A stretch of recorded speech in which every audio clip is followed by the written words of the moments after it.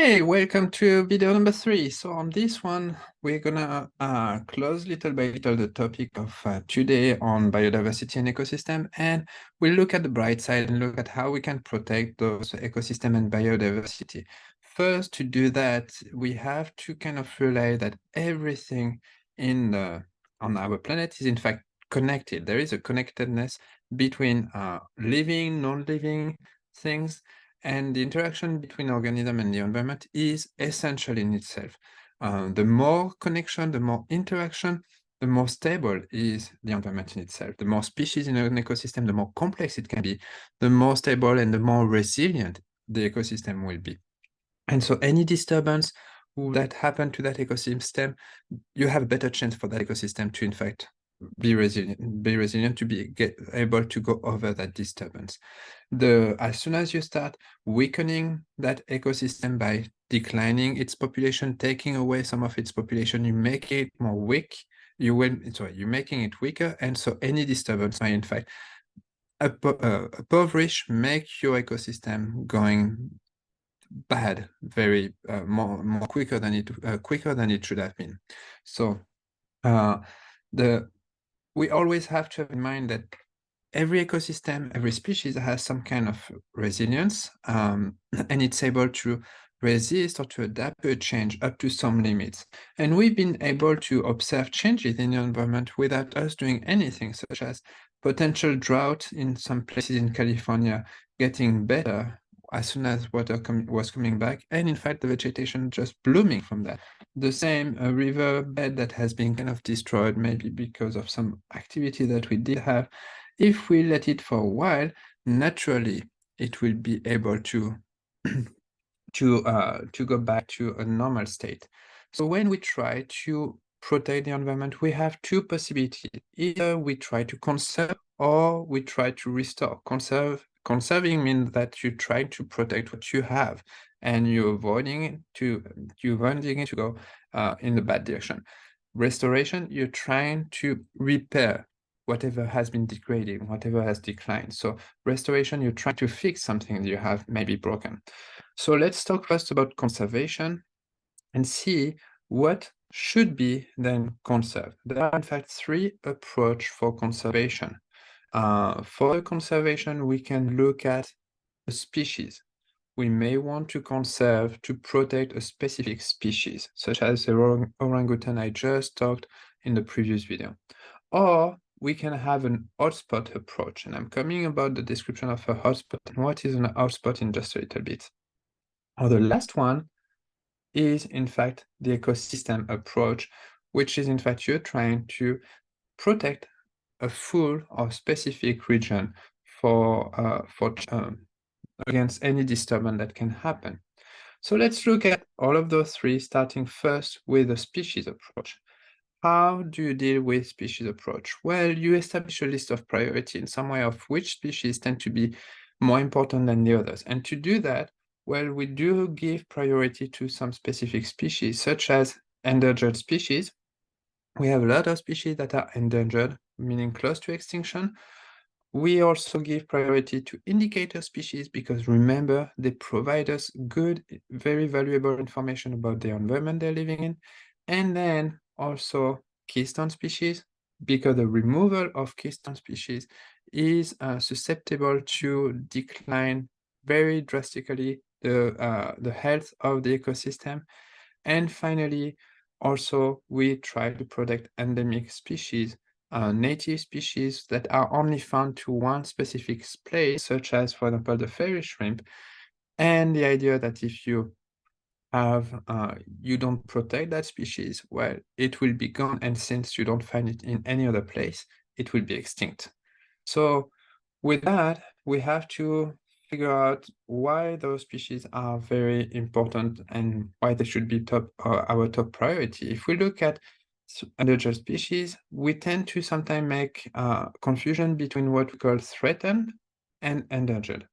So then the definition of those are slightly similar, but there is a step of gravity in between. Threatened species mean that these species population tend to decline more and more, but you still have enough individuals for its survival to happen. So The numbers is small, but there is still a chance for that species to survive without too much difficulty. That can be the case for polar bears, giant pandas, sea turtles. On the other side, once a species is declared endangered, it means that there is very almost none survivors, only a couple of survivors possible. And so if there is no a huge effort being made, that species will go extinct soon. That can be the case of, of the tiger, of the whales and orangutan if we don't make any change, if we don't in some way put a lot of money to make sure that they are protected. So you do have on the table the difference between threatened or also called, I forgot to mention, vulnerable species versus endangered. So when you have a vulnerable species, you have at least seen about between a third to 50%, half of the population decline. Over 50% up to 3/4 of the population decline, you're in endangered species, and over 3/4, you're in fact in critically endangered species. That's kind of the last step before getting extinct. So this is the top priority, in fact, approach. Then we do also use other species I forgot to mention. We do use flagship species. Those are very charismatic species that tend to attract, make the public and especially the donator, like you play them on the sensitive chord. And so usually when they see that species, it's like, oh, it's so cute, I want to help them, and they give money. So usually flagship species are a good way to get donation and to get support to protect those species. My question to you is, what is your favorite flagship species? To give you some ideas, those are a couple of those flagship species that tend to be used quite a lot for protection. Panda, of course, very cute. Sea turtle. But for most of the ONGs, it's interesting to see that apes are the first flagship species to be used, probably because of the connection we have with humans. Then elephants, big cats, so any type of cat such as tiger, pumas, etc., the rhino, and then the panda. So those are just a list of different non-profit organizations that have been using that as the symbol in itself. Another type of species also that will be used for the protection of the environment is in fact what we call an umbrella species. An umbrella species is usually a species that will be living in a big region. And so by protecting that species, by assuring that you're protecting the species, you will protect that region and you will protect all of the other species that tend to live around it. So they tend to have a large habitat, such as the bear or the tiger. They live over a large habitat, and by protecting the tiger or the bear, you're in fact protecting the habitat, and in fact, you're protecting the ecosystem, you're protecting the other species.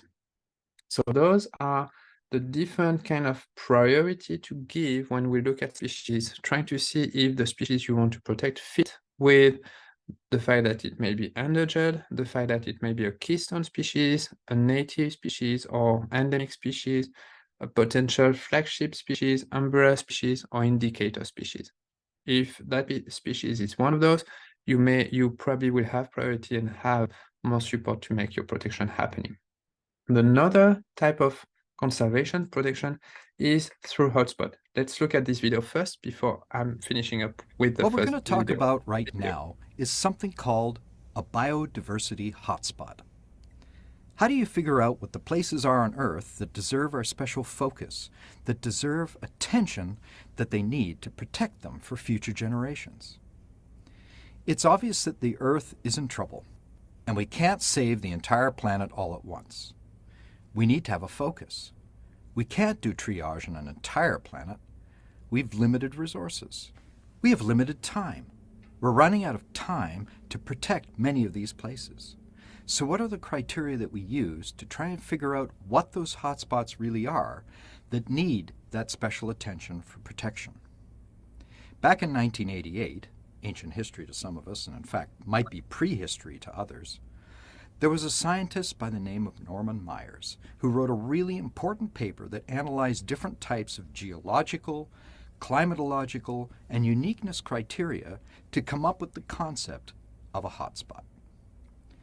Scientists who looked at this problem decided eventually that there really were two main criteria that were going to lead to what Conservation International now recognizes as a biodiversity hotspot. One criterion was that there had to be at least 1,500 endemic species of plants. We'll get back to the idea of endemism in a moment. There also had to be an additional factor that made the area unique and deserving of our focus. There had to be more than 70% of the original habitat already lost, which highlighted the need to designate this place as a hotspot.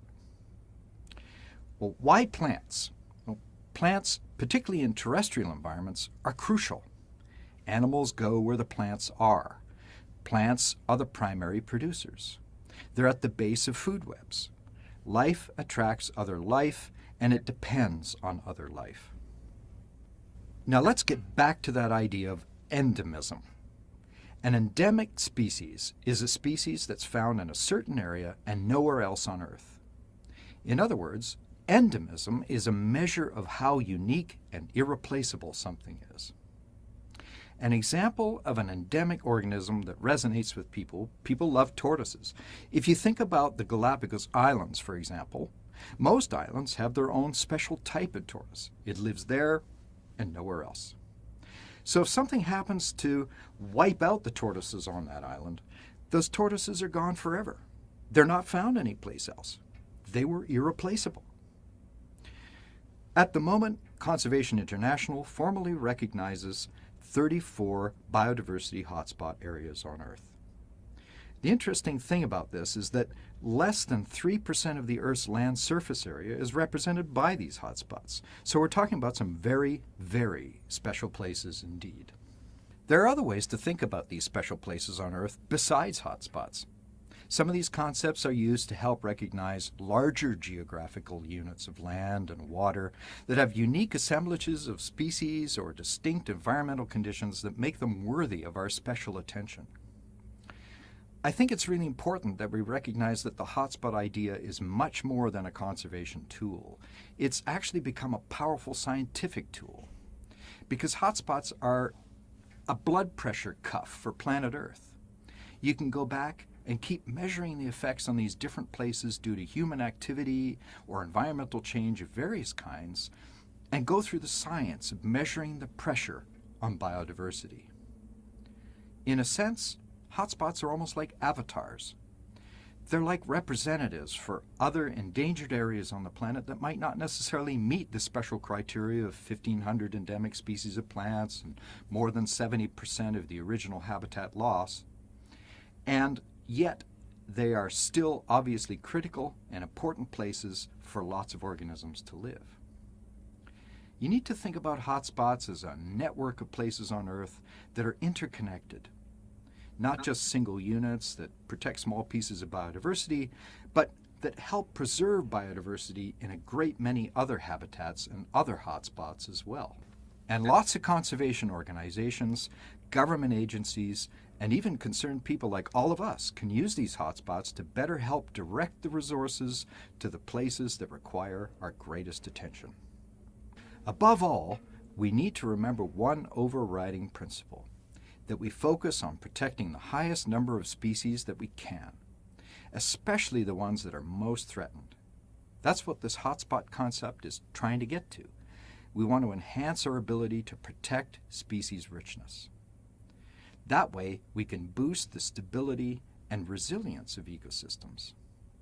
So I think that for me, these hotspots really do carry that special signal and are really worthy of the special effort that's being developed over the last few decades to monitor them, to provide the good, solid science that helps us not just to define them, but to monitor and promote their health down the road, and to employ those concepts to draw people in, to develop that people power that's really necessary to move forward with the protection of life on Earth. All right, so just to end up this part of the video, there are 34 hotspots in the world. They only represent about 2.3% of the planet, the surface of the planet. It's really small, 2% of the surface of the planet. But underneath this 2% of the planet, you have 50% of the plant species found on the planet, and about 42 or let's say 40% of the terrestrial vertebrate species.